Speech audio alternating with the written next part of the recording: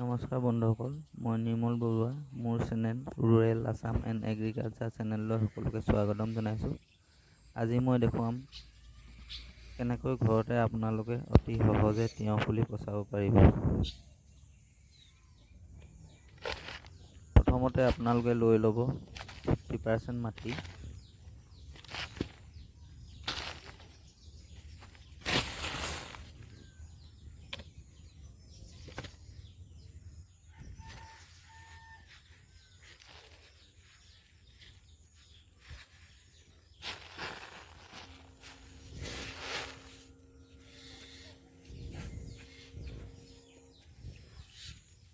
তাৰ পাছত ল'ব 50% গোবৰ।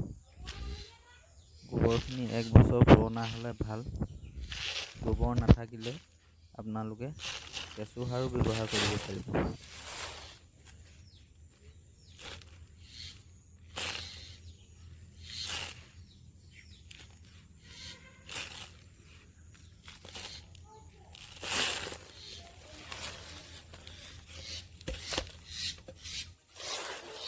মাটিখিনি ভালদৰে মিক্স কৰি ল'ব।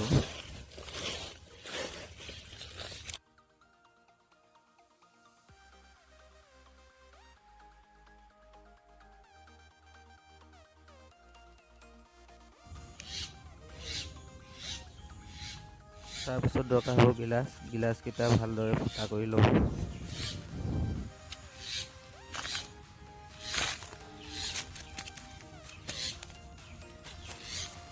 মাটিখিনি গিলাচত হেঁচি ভৰাব যাতে গেপছ নাথাকে।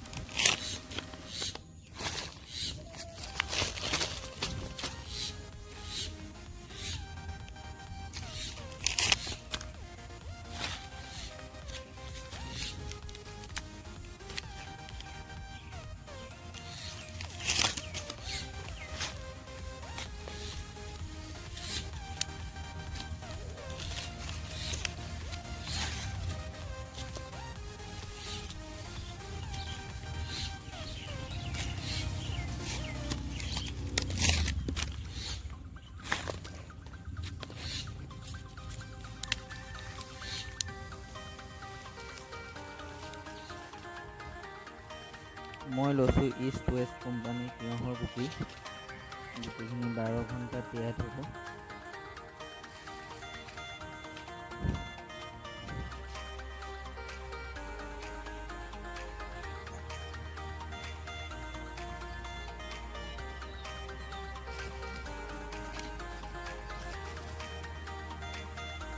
মই যিহেতু জৈৱভাৱে কৰিম, ট্ৰাইকোডাৰ্মা লৈ গুটিখিনি মিশ্ৰণ কৰি ল'ম।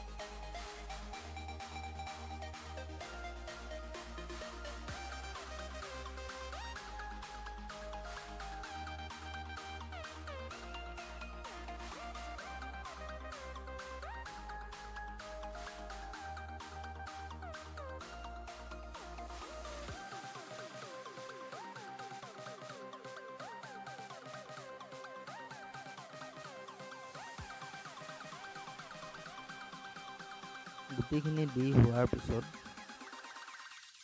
ট্ৰাইকোডাৰ্মা 1 লিটাৰ পানীত 10 গ্ৰাম মিহলাই গিলাচবোৰত ভালদৰে পানী দি দিব।